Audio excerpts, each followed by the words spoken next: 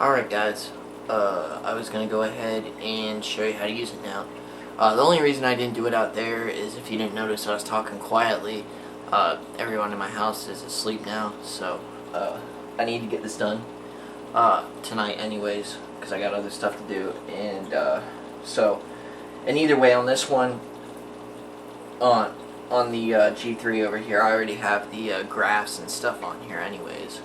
And I like to get a little G3 action in the video because it's all been that one single G6, so we'll get some G3 action in here. I'm going to show you how to use electronics and basically how to use the filter for the long term. I showed you how to set it up, and here's how you're going to use it.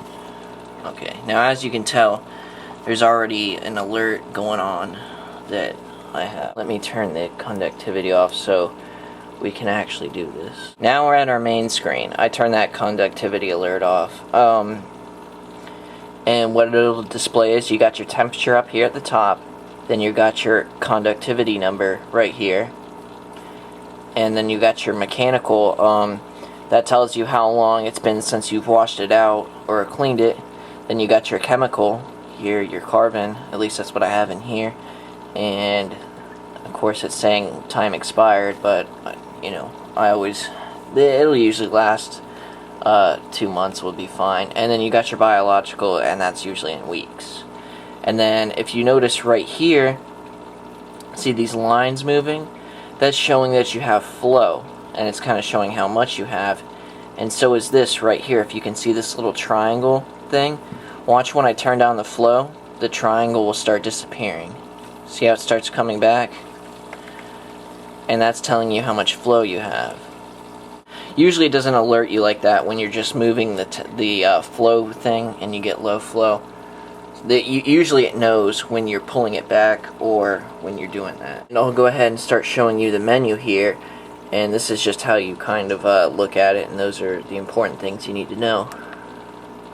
Alright, up first on this first menu, you've got your temperature points, your conductivity points, mechanical points, and then you've got your mechanical schedule, and you've got your schedules there.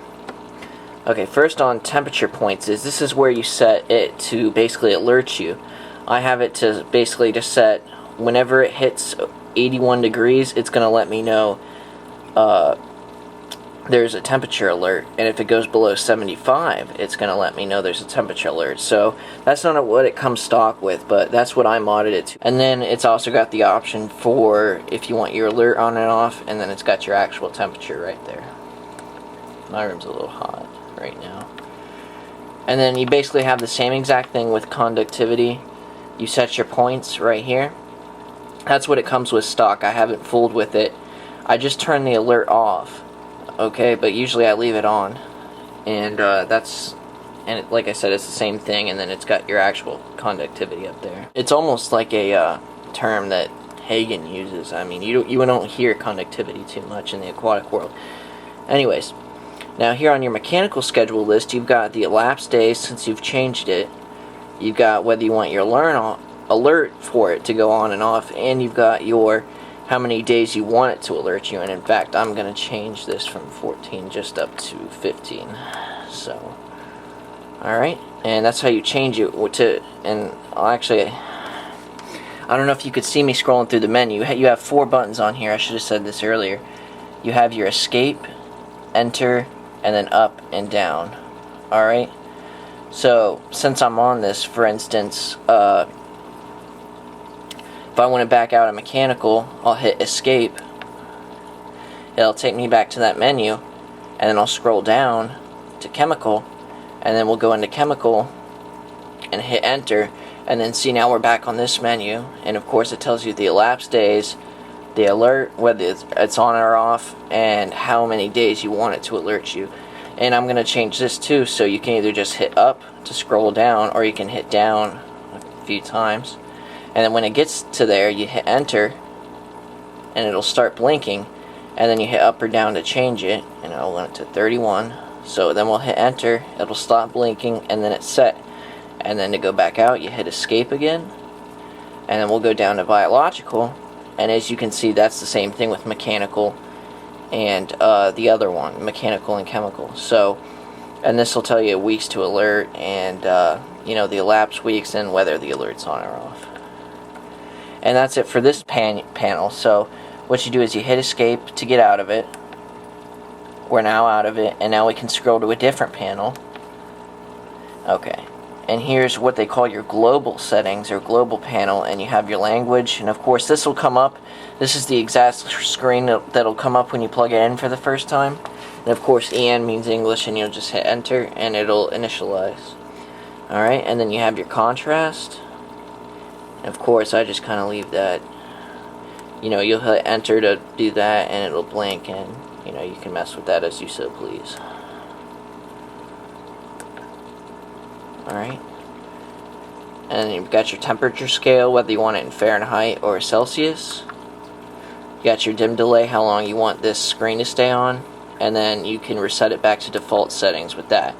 And then to get back out of this menu so we can scroll more, you'll hit exit. Now, as you can see, there's no line highlighting any of these, so now we're back in our scrolling panel thing. And then as you can see here, it's got a graph for your flow chart. This is over 48 days.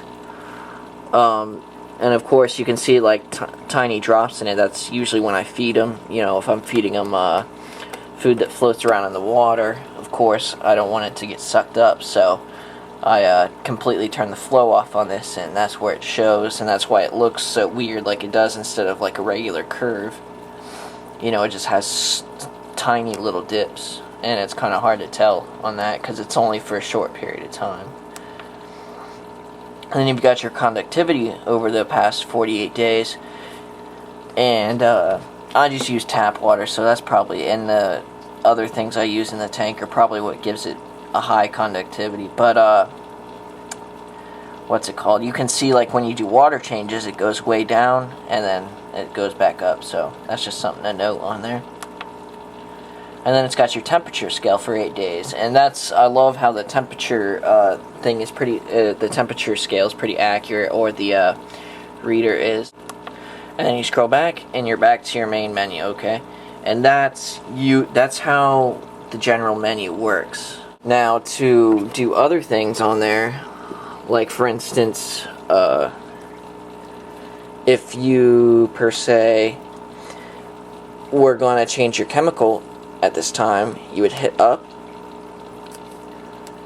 you would hit enter on the operational settings, and you would go down to your chemical one, and you would go to elapsed days, and this is for mechanical or chemical and biological. You know, when you change it out or when you clean it, you'll go to elapsed days, you'll hit enter, and then are you going to reset the counter, and then you'll hit yes, but I'm not changing it right now, so I'm not going to hit yes. Alright, and that's really the main thing you're going to be doing on here, is just resetting the schedule for your cartridges there, and that's really all you're going to need to do for the most part after you get it set up for that first time. But I just showed you how to do it, and or at least scroll through the menu and set it up your way. So you should be able to do that now by simply from watching this video.